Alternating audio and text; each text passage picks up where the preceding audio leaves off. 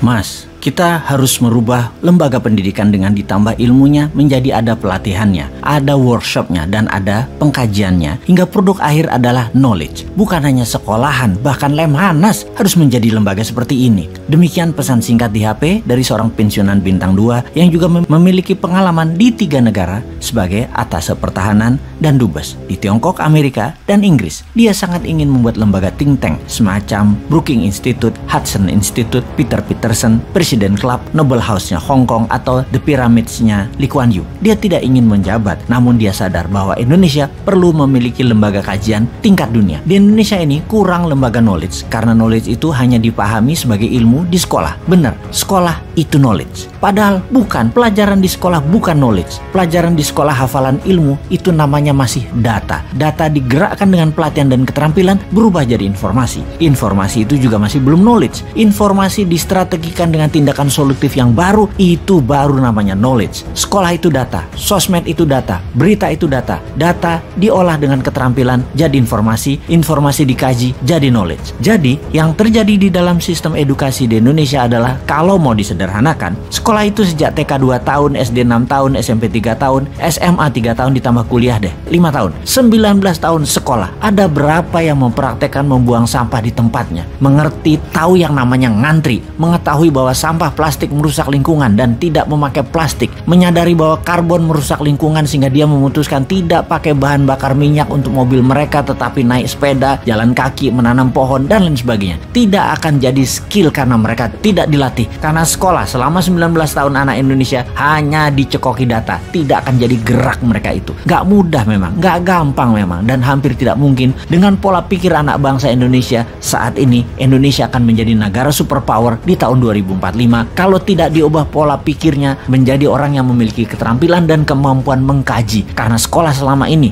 hanya bikin murid hafal data. 77 tahun Indonesia merdeka, pendidikan hanya hafalan data. Sampai saat ini bahkan sistem pendidikannya juga masih pakai sistem nilai, sehingga ketika dewasa yang dikejar hanya nilai dan hidupnya selalu menilai orang lain. Semua dinilai, semua ada angkanya. Bisakah dilakukan sistem pendidikan tanpa nilai dan tanpa PR seperti di negara paling bahagia di dunia, yaitu negara-negara Nordik seperti Swedia, Finlandia, yang semuanya bukan sistem angka penilaiannya, tapi kejujuran dan kata hati atau conscience. Kapan Indonesia menerapkan sistem edukasi berdasarkan kata hati, tindakan, dan pengkajian telaah masalah dengan critical thinking, berilmu? Harus new mind memang yang bertindak nih. Kita buktikan sekarang. Kita melihat sisi pejabat yang sedang berkuasa. Lebih gampang melihat tindak tanduk perilaku mereka karena mereka adalah yang membuat rakyat seperti saat ini, yaitu apatis, tak berhati, dan tidak kritis solutif. Itu ya karena regulasi yang pejabat buat, karena kebijakan yang pejabat buat, dan karena contoh perilaku pejabat-pejabatnya yang didiamkan walau menyalahgunakan jabatan. Seharusnya dalam manusia yang berkesadaran tinggi, kalau salah ya minta maaf atau mundur. Budaya malu tidak ada saat ini, sehingga tidak pernah ada pejabat yang berkuasa minta maaf walaupun salah telak-telak. Di sisi lain, kaum oposisi deh, kalau mengkritik tidak memberi solusi, kalau beda pendapat baperan, mendendam dengan akan membalas nanti ketika berkuasa. Keluhuran budi seperti saat ini mungkin terendah dalam peradaban berbangsa di Indonesia sekarang ini. Keinginan berkuasa dan menumpuk harta masih ada dan tidak berubah selama lebih dari 400 tahun, walau harus melacur diri, menjual harga diri demi harta dan tahta. Belanda dulu tuh ya berkuasa lama karena inlander berkhianat melayani yang punya kuasa dan yang punya harta, dan kali itu penguasanya adalah penjajah Belanda. Lama inlander pejabat ini yang menekan rakyat sesungguhnya. Sungguh bukan Belanda yang menekan rakyat. Orang Belanda mah sedikit di tanah air kita. Yang banyak para abdi dalam, penjajah, penjilat yang diberi jabatan, yang memeras rakyatnya sendiri untuk kepentingan Belanda.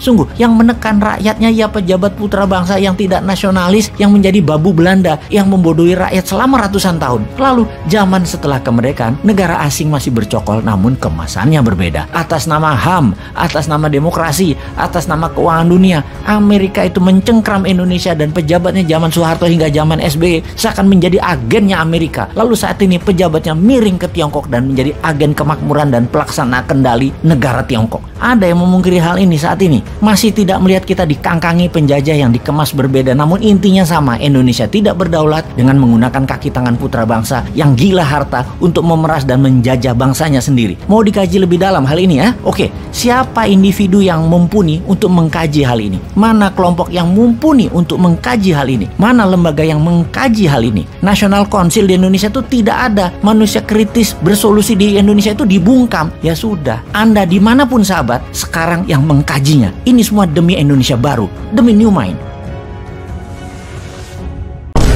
Time to plan and action. Sudah terlalu banyak isu ekonomi buruk di negara ini. Stop, saatnya Anda tahu wealth profile bisnis yang cocok untuk kepribadian Anda dan menambah penguasaan baru dalam mengelola cash flow Anda. Ambil peluang ini, ikuti Bos Mentor 2023. Solo, Malang, Tangerang, Road to Billionaire. Selamat bergabung.